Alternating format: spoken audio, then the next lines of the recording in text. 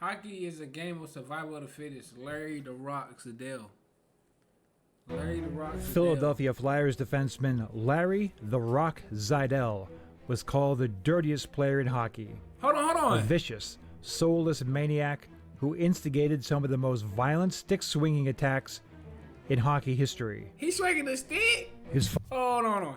Ain't he a part of that Philadelphia Flyers? Is he a part of that Philadelphia Flyers team, the Broad Street Bullies, the one they talking about, bro? Final act of on-ice mayhem. I still gotta watch that. A gory bloodbath with Boston Bruins forward Eddie Shack may be the event for which Zeidel is most remembered.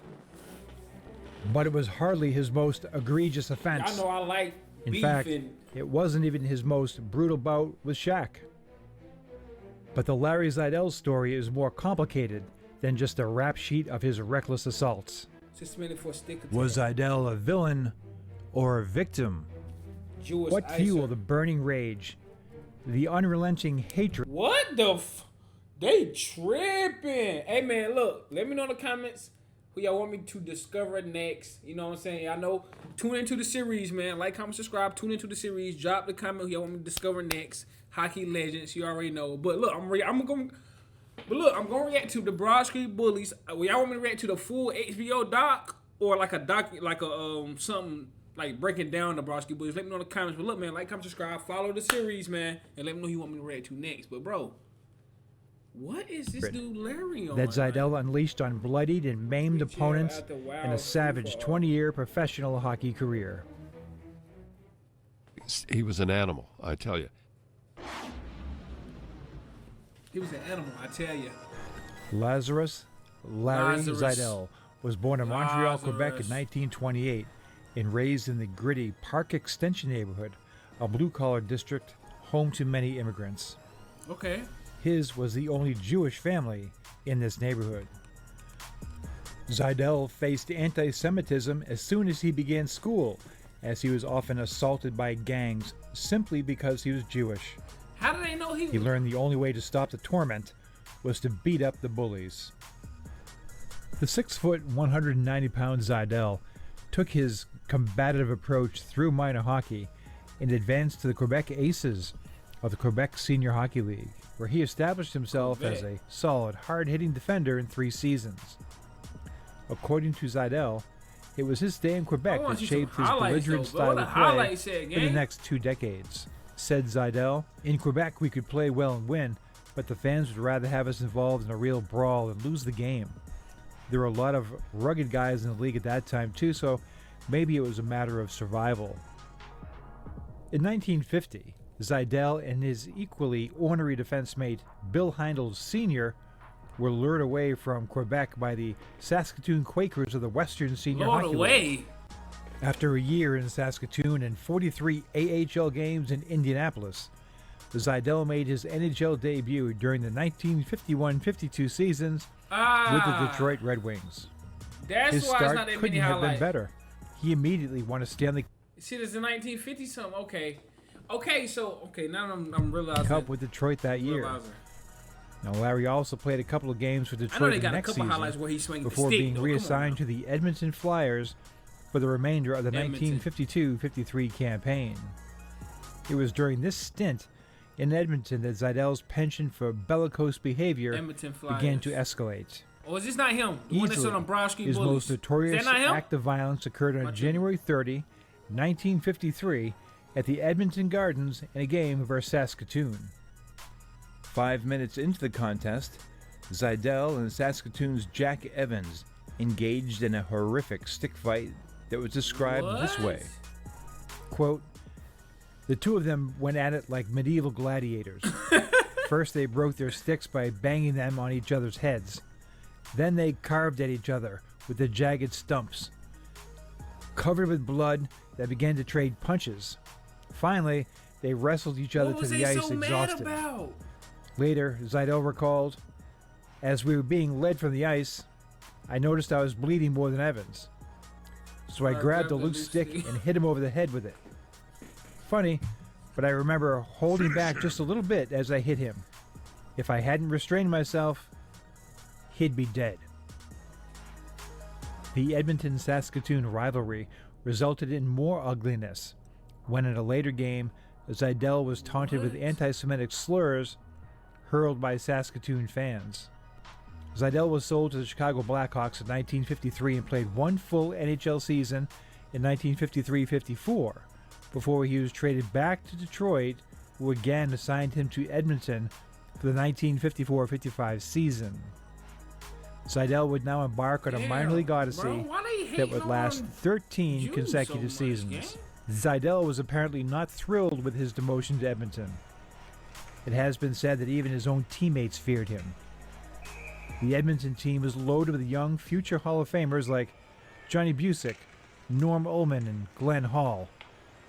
But Zeidel wasn't in the mood for a learning curve. He reportedly said, "You punks are playing with my playoff money, and you'll answer to me." Edmonton team owner Wild Bill Hunter recalled it was in these days that Zeidel would often be found screaming, crying, and pulling his hair out after a loss. What? Zeidel's wild temper was on full display in a 1955 game in Vancouver when he sucker punched Phil Maloney in the penalty box and was ejected from the game. Zeidel went berserk, refusing to leave the ice and challenging the entire Vancouver team to fight before being restrained by 8 police officers. The American Hockey League's Hershey Bears acquired Zeidel in 1955, and he provided the Bears with savvy and physical defense over 8 seasons, earning 2 Calder Cups and, of course, collecting a multitude of fines, suspensions, and even arrests along the way. Don Cherry was Zeidel's defense partner and roommate for 2 seasons. Zeidel's defense partner back and in the roommate day, bro, was for probably 2 seasons in ruthless. Hershey. He was the most violent person, I think, outside of Connie Mad Dog Madigan. I remember one time I was playing on defense with him. I was his roommate too, great guy, but on the ice, and I was sitting in the penalty box, and he just carved up a guy named Gordy Hannigan. He had no, I don't know what the word is, but he'd carve you up as soon as look at you.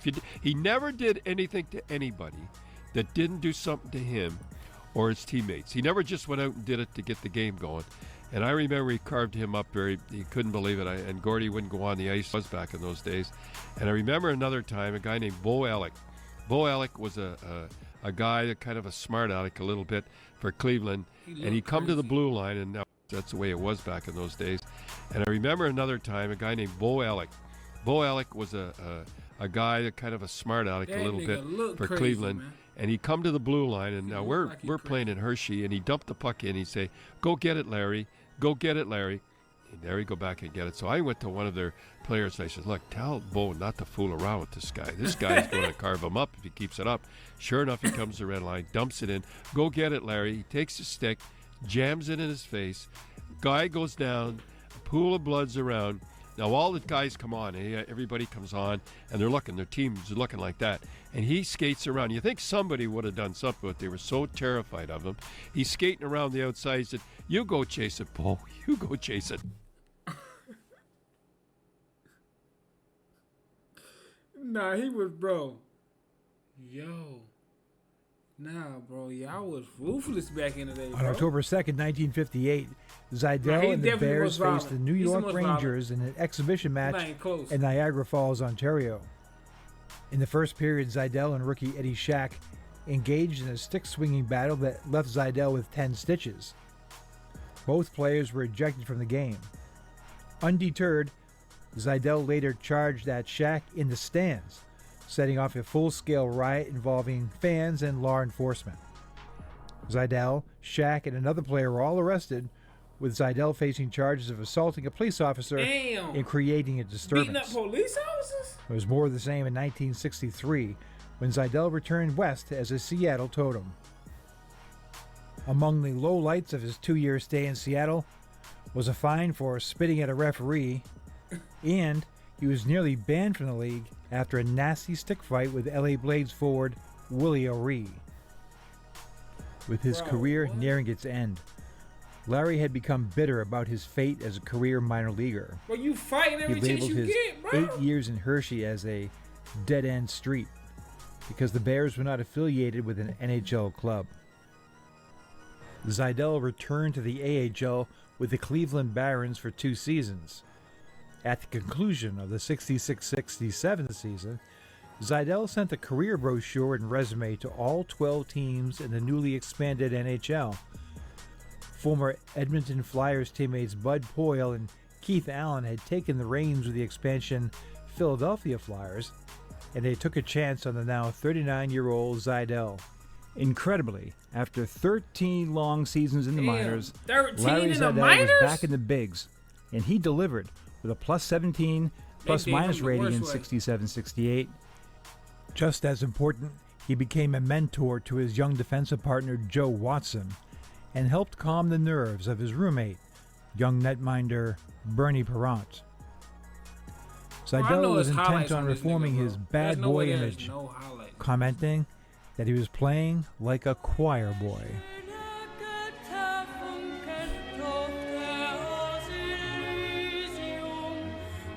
But not everyone was convinced Zeidel could continue to squelch his predatory nature. Trying to stay in the league. Veteran hockey columnist Dick Beddos greeted Zeidel's attempt at rehabilitation this way. Mr. Zeidel is an excessively intense member of the Philadelphia Flyers. He has altered from an unschooled ogre to a literate werewolf, still anxious to drink the enemy's blood, preferably at room temperature. Beddos proved to be right. The werewolf would return, and this time it was personal. 1968. Toronto, Ontario. On March 7, 1968, the Flyers were playing a neutral site home game in Toronto as the roof of the Philadelphia Spectrum was damaged in a storm. It was here on Maple Leaf Gardens ice that Zeidel and Boston's Eddie Shack would renew and dangerously escalate their 10-year rivalry. Moments after Zeidel leveled Shack with a cross-check, both players squared off in an ugly, stick-swinging brawl that left both men bloodied and bruised. Reminiscent of the 1958 incident with Shack, Zeidel then attempted to rip the Boston Bro, nah, they got personal something. Somebody hit somebody's wife. Something ain't right, bro. Cause bro, he stick fight every chance he get. How many games you get suspended nowadays if you stick fight? Say you stick fight somebody right now in the NHL. How many games they get suspended? Let me know in the dressing room door off its hinges after both were ejected. NHL President Clarence Campbell suspended Shack for 3 games and Zeidel for 4. Clearly, Zeidel's attack wasn't just about settling past on-ice grudges. But what was it that caused him to become so unhinged? According to Zeidel, quote, nearly the whole Boston team tried to intimidate me about being the only Jewish player in the league. So? They said they wouldn't be satisfied until they put me in the gas chamber. However, Clarence Campbell denied reports that Zeidel had been subjected to anti-Semitic slurs prior to the duel with Shack, and Flyers owner Ed Snyder agreed, stating, quote, Shack had nothing to do with any vicious name-calling, and reports of competitive baiting were blown far out of proportion. Zeidel also conceded that Eddie Shack made no anti-Semitic remarks. The Bruins also vehemently denied the charges. In fact, one Bruins player accused by Zeidel, forward Tommy Williams, was not even dressed for the game or sitting anywhere near the bench area. Bruins center Phil Esposito commented so was he just making stuff up saying they was doing it, or was it actually true? Somebody let me know in the comments. I know somebody was alive just before during the this Shack time. Zeidel altercation, he and Zeidel had bumped and had verbal exchanges. I dropped my stick and said a couple of things to Zeidel, recalled Esposito. But I didn't refer to his being Jewish. But I'll say this. He certainly referred to my Italian nationality.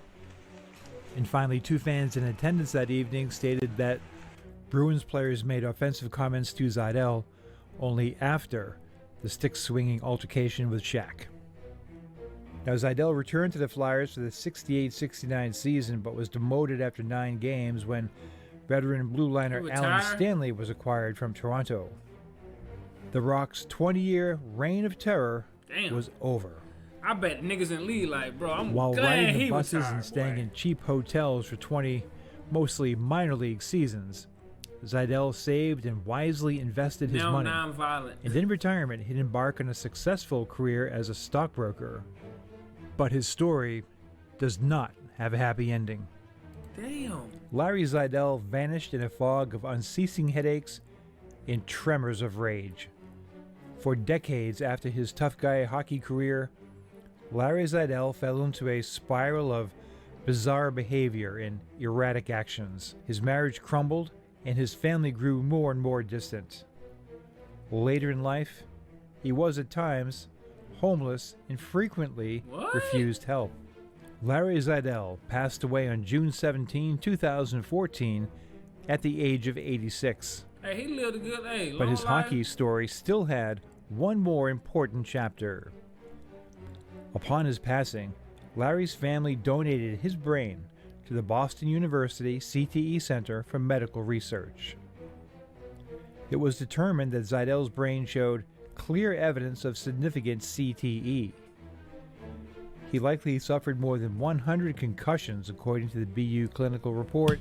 How the fuck did he get 100 concussions, bro? Bro, my man just got rattled. Bro. You see, he had 100 concussions. What is we talking about, bro? So y'all can't even blame him for all them. Y'all can't blame him then. Y'all can't even blame him. Man had 100 concussions. I wonder, bro, he shouldn't even be able to think straight. And lost consciousness more than 10 times.